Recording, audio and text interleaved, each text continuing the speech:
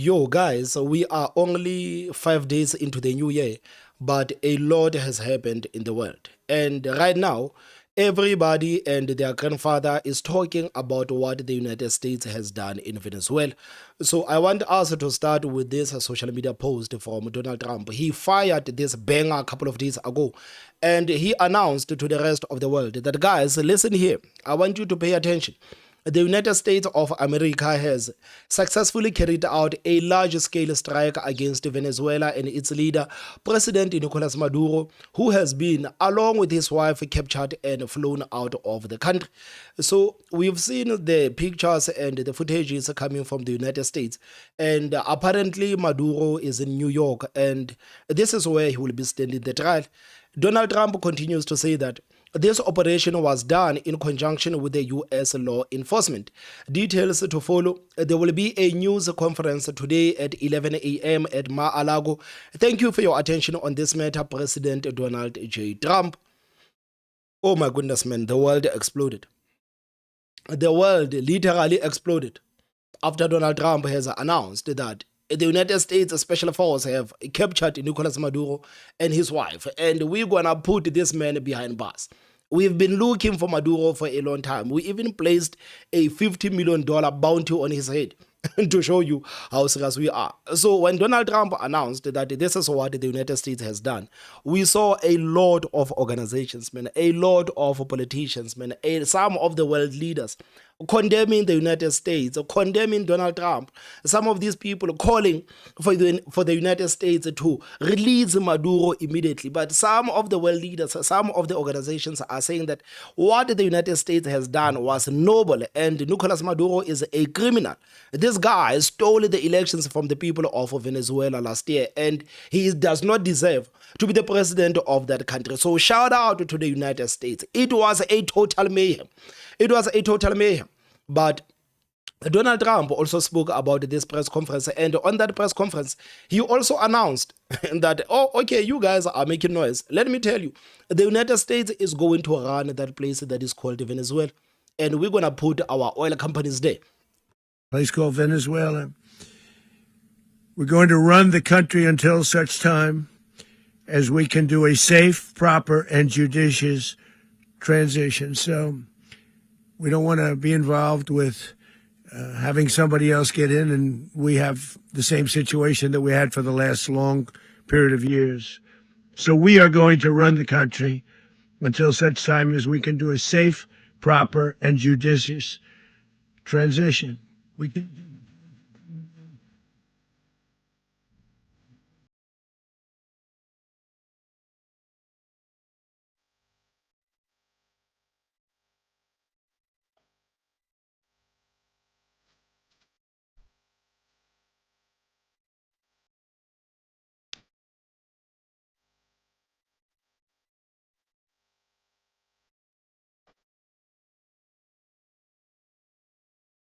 take place. So we're going to stay until such time as we're going to run it essentially until such time as a proper transition can take place.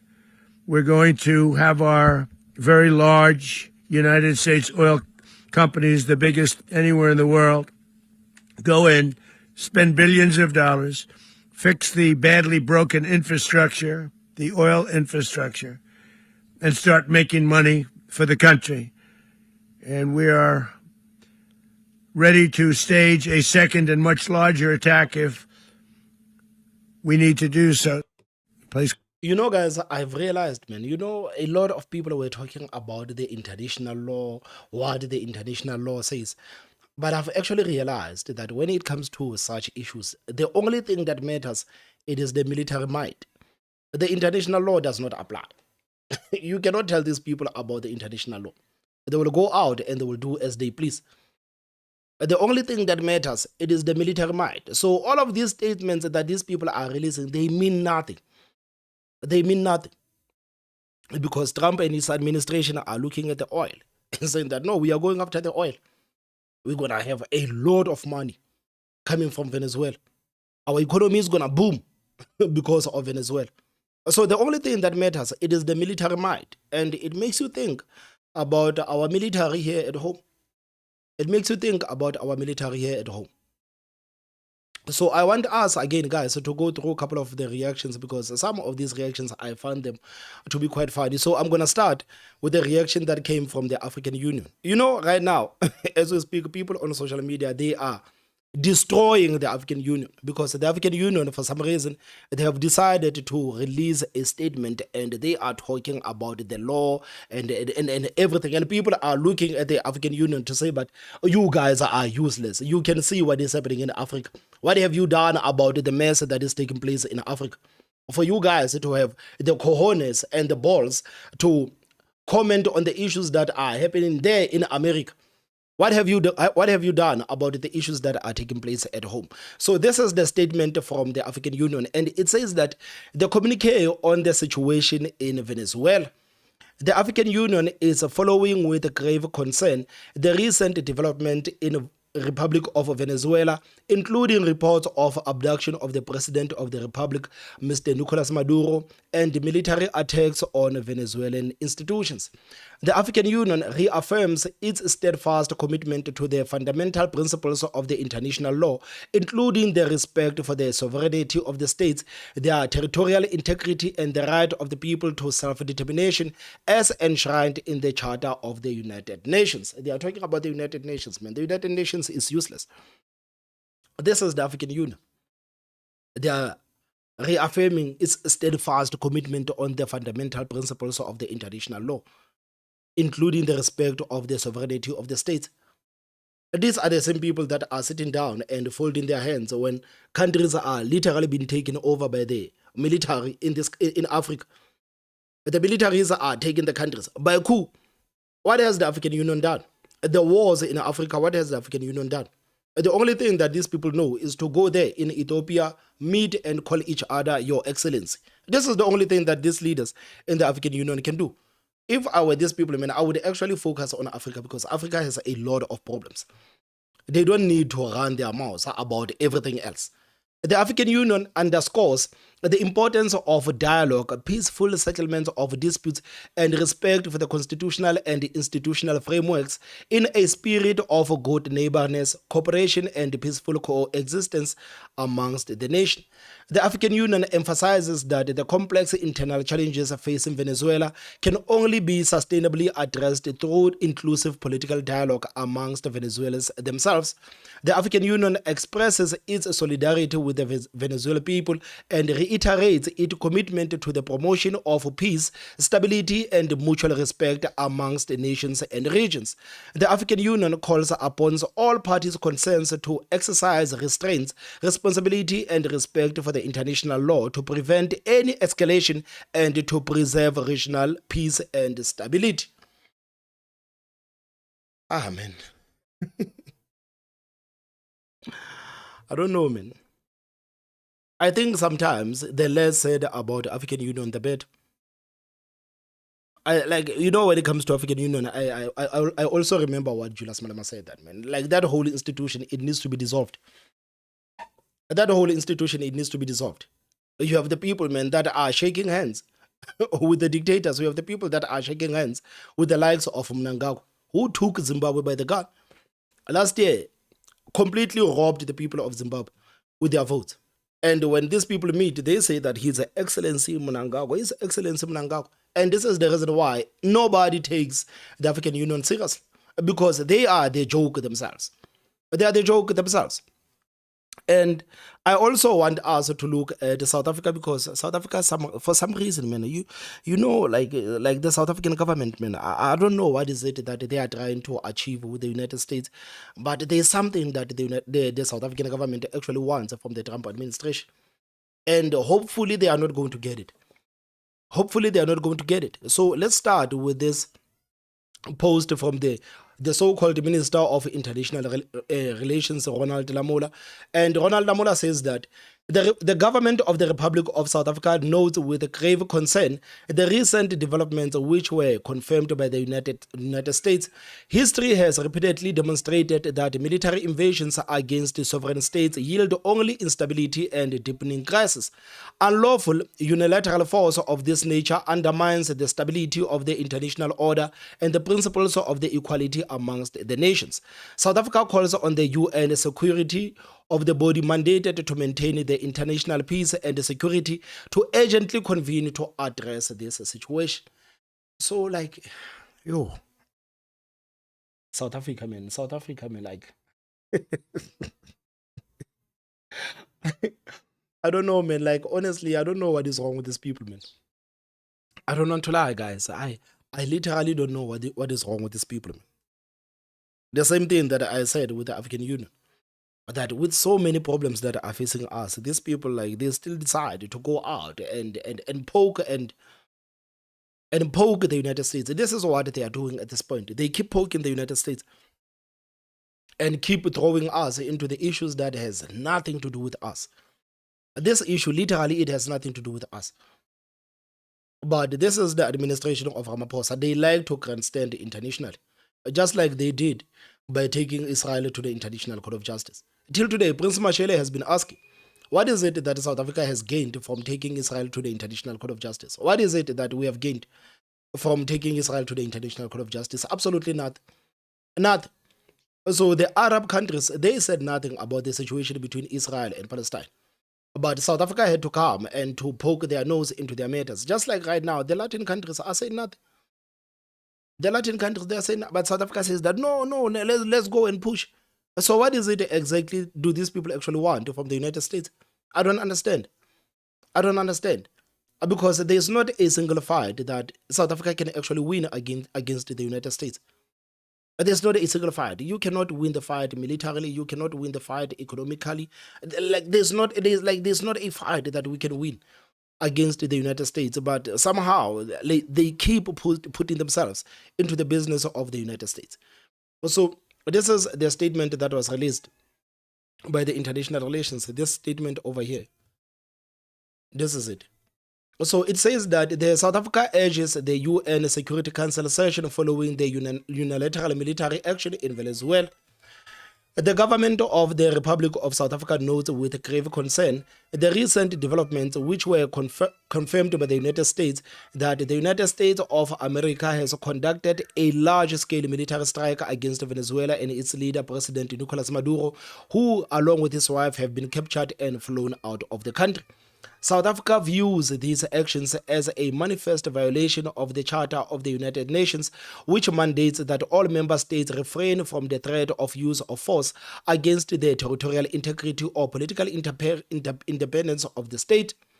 South Africa views these actions as the manifest violation of the Charter of the United Nations, which mandates that all member states refrain from the threat or use of force against the territorial integrity or political independence of any state. Furthermore, the Charter does not authorize the external military intervention in the matters that are essentially within the domestic jurisdiction of a sovereign nation. History has repeatedly demonstrated that the military interventions against sovereign states yield only instability and deepening crisis.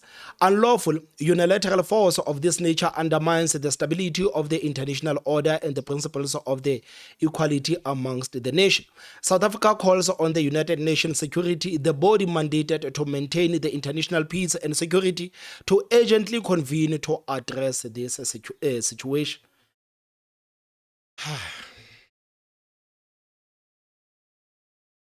Guys, but what does it has like? It has nothing to do with us, man. It has nothing to do with us. And you know, in this country, man, there seems like there are people who actually thinks that we can take the smoke from the United States. Some of these people, the way they speak, they will say that, but you guys, you guys are just a bunch of cowards, man. We can take on the United States. But the truth of the matter is that we don't even have the military power to even do nothing to the United States. So why do we keep poking these people as if there's a front of a war that we can literally win? And I think one of the reasons why South Africans they are not happy at all with what the South African government has actually done is because I think some of us heard Donald Trump on Fox News, and I want you guys to pay a bit of attention to what Donald Trump has said in Fox News. Listen here, man. But we can't take a chance after having done this incredible thing last night of letting somebody else take over, where we have to do it again. We can do it again, too. Nobody can stop us. There's nobody that has the capability that we have. You know, when I watch that war in Russia going on and on and on, and everybody dying, and it's like it's primitive. It's primitive. It's horrible. It's really horrible. Could you tell? But we can't take a chance after having done this incredible thing last night of letting somebody else take over, where we have to do it again. We can do it again, too. Nobody can stop us. There's nobody that has the capability that we. So Donald Trump says that, no, what we done in Venezuela, we can do it again. Anyway, there's nobody that can stop us.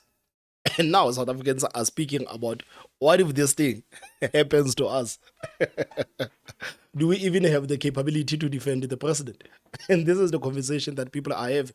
And I'm not surprised that even when you go on social media, this is one of the conversations that people are having, because we know, man, as South Africa, man, we've been poking these people, man. We went to Israel and now we are going to the United States. We've been there. And it makes people ask questions, man, like, what if Donald Trump actually turns his attention to us? Because it seems like we are begging, we are literally begging for this attention of the United States. What if they say, like, okay, let's give them this attention that they want so much? South Africa, let's give you this attention that you want so much. You hear the man, he says that there's nobody who has the capability like us. And we can do this thing to anybody. We can do this thing to anybody. So I'm thinking that everybody that is on the bad terms with the United States, man, like the presidents right now, they are increasing their security. Everybody says that, no, I don't want to be Maduro, man. I don't want the United States to come and Maduro me.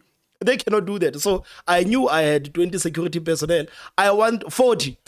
I need to extend my security personnel, because this thing can happen to anybody else. So people are asking me, like, can the United States do this to us? And Donald Trump said, yes, we can do it to you. And Marco Rubio also doubled down that we are not playing the game. So, you know, there are countries that think that they can play the games with the United States.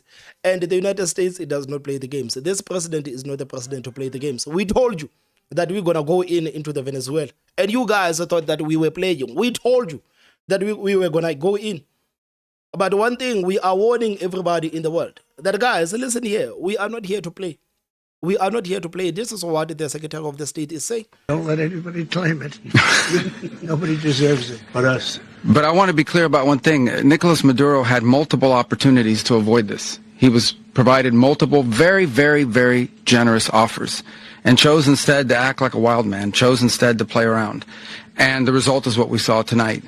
The other message here is the following. You have a guy, like many people around the world, they like to play games. You have a guy who decides he's going to invite Iran into his country, is going to, do the confiscation of American oil companies, is going to flood our country with gang members, is going to take Americans prisoner and try to hold them for hostage and trade them like he was able to do with the Biden administration. Basically likes to play games all this time and thinks nothing's going to happen. And I hope what people now understand is that we have a president. The 47th president of the United States is not a game player. When he tells you that he's going to do something, when tells you he's going to address a problem, he means it. He actions it.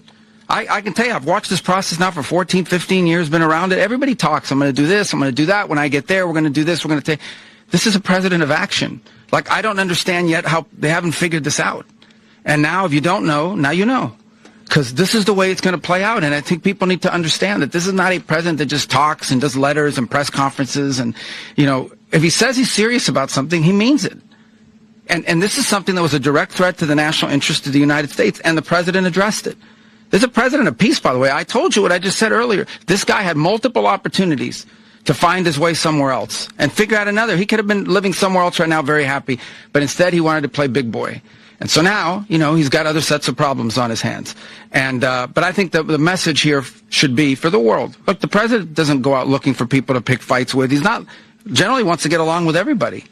We'll talk and meet with anybody. But don't play games. Don't play games with this president's in office, because it's not going to turn out well. And so I hope that, I guess that lesson was learned last night, and we hope it'll be instructive moving forward. And guys, does this warning actually apply to us too? Are we one of those people that are playing the games? with the United States, because you can hear from the Secretary of the States that if you're gonna invade Iran, man, like if you invade Iran, then you are completely against us. And speaking about invading Iran, we know that the Iranian and Russian warships are headed to South Africa for the naval exercise. And I think the Democratic Alliance also released a statement saying that, guys, this is going to piss off the United States. But of course, it is the prerogative of the administration of Ramaphosa to piece off the United States. So this article, it says that the Iranian and Russian warships are headed to South Africa this week for a Chinese-led naval exercise that has sparked warnings it could weaken Pretoria's claim of neutrality in global disputes. South Africa says the exercise is an initiative of the BRICS, the 10-country partnerships that has emerged as a counterweight to the West. The organization has repeatedly drawn the worth of the wrath. Oh my goodness, man. South Africa says the exercise is an initiative of BRICS, the 10-country partnerships that has emerged as the counterweight to the West. The organization has repeatedly drawn the wrath of the United States President Donald Trump, who has threatened to punish its members with tariffs if they weaken the US dollar in the global trade. BRICS was founded by Brazil, Russia, India, China, and South Africa, but it later expanded to include Iran, Ethiopia, Egypt, Indonesia, and the United Arab Emirates. While it began as a trade bloc, it has increasingly expanded into the geopolitics. The naval exercise, scheduled for the January the 9th to the 16th in South African waters, suggests the BRICS now has a military component. This could trigger further tensions with the Trump administration, especially since Iran is participating. I mean, you heard from Marco Rubio himself that, man, anything that has to do with Iran, you are poking us. The state-controlled Tehran Times reported last week that two of the Iran's naval flotillas have sailed to South Africa for the exercise. It described the event as, quote, not only a training opportunity, but also a security structural strategy that allows Iran independently, domestically, scientifically, and practically to enhance its military capability. Russia and China are reportedly each sending two naval ships, with China formally leading the exercise. According to Iranian media, Indonesia and Ethiopia will also participate. Ethiopia is landlocked, but it is seeking to gain access to the seaport, and it has announced the plans to rebuild its navy with Russian assistance. South Africa has officially said almost nothing about the operation except to confirm its date and official name. Quote, Will for Peace 2026, the name was reportedly chosen by China.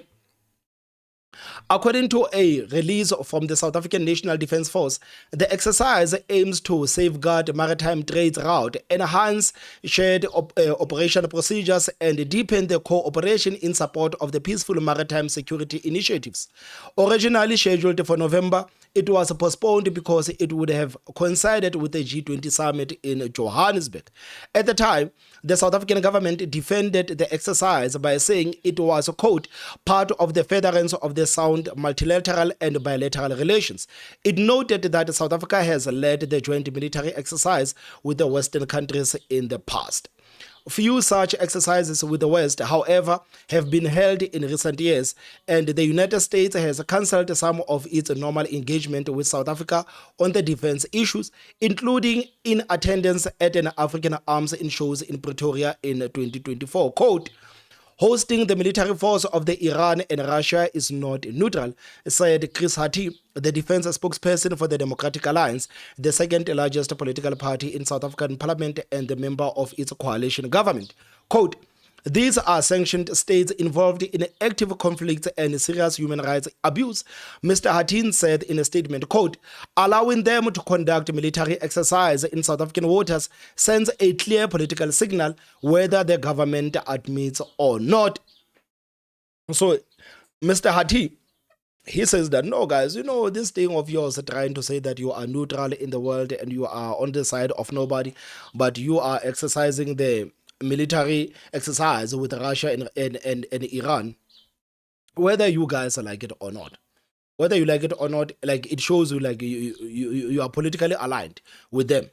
The Western governments were unhappy in 2023 when South Africa to host a joint naval exercise with Russia and China on the first anniversary of Moscow's invasion of Ukraine. The coming one was originally intended to have the same participants, but it was later expanded with invitations issued to other BRICS countries. Quote, South African policy of non-alignment is being hollowed out, Mr. Hatin said. Quote, what begins as a quiet military cooperation slips into the secrecy and the ends in open alignment. It reflects a deliberate willingness to accept alignment with the authoritarian states while hiding behind the language of non-alignment to avoid accountability.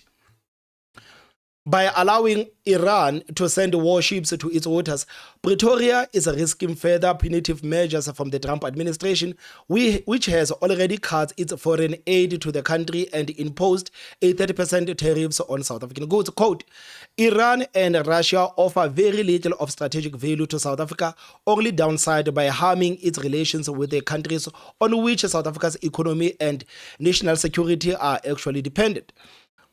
By allowing others to join the Russia-China exercise, the South African government may have been trying to defuse the Western criticism, but it blundered by including Iran. So they hate Iran. They don't want anything that has to do with Iran. And I don't know if this warning from Mr. Rubio is actually going to serve to us. Are we one of the people that are trying to play the games with the United States? This is a message to South African government. You guys keep on putting yourself in America's business. What if they come and scoop Cyril up? How easily do you think can they scoop Cyril up here? We only have like 2-3 jets that's barely working. This is a message to South African government. You guys keep on putting yourself in America's business. What if they come and scoop Cyril up? How easily do you think can they scoop Cyril up here? We only have like 2-3 jets that's barely working. America sent helicopters to Venezuela. Do you guys have helicopter drivers here with that flamethrower stuff that they use on Maduro? Just because Maduro didn't want to give up his presidency and his own country asked America for help because he didn't want to step down, and the citizens was unhappy because they were treated unfairly. I came in this country when I was 10 years old, and ever since I was born, every single person in power of the country has abused us and abused of their power. So what if South Africa go there to Trumpy and say, Trumpy, we tired of Cyril and his corruption in the ANC and goodness, sort him out. That man don't even have to send like 8 helicopters like they sent here to Venezuela. They can literally just send a drone to come and get him, because how are we going to defend ourselves as South Africans? Who's going to defend us against the helicopters? Are you going to?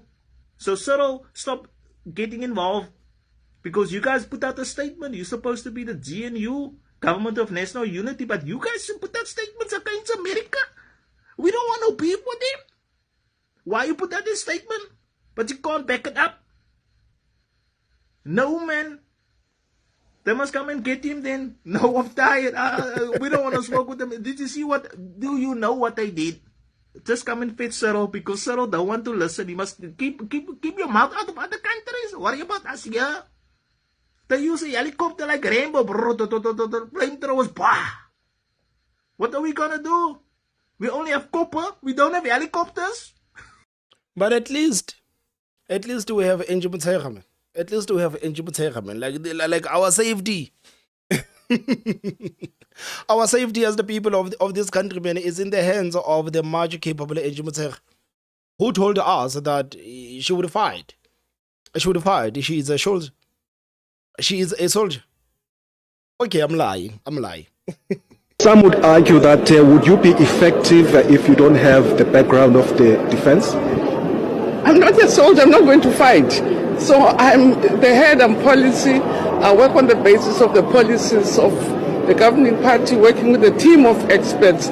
So even in education, I was not teaching. I was working at the policy level. So to say I should be in the army as if I was going to be in the classroom, I was not even in the classroom then. But at least perhaps I had an understanding. But here, I really have a sense of what is important for the safety of the country, as I have an advantage of a well-established system. I have the support of the presidents. I've been talking to them as the head of the army, and I feel safe and fine. You guys must feel safe and fine. You must feel safe and fine. And Jimutera is telling you to feel safe and fine. I don't know, man. I don't know, guys, man. What are your thoughts? What are your thoughts? Please tell me what you think in the comment section. Don't forget to hit the like button and the most important part, subscribe. My name is Thomas Mabas. I'll see you next time. Bye-bye.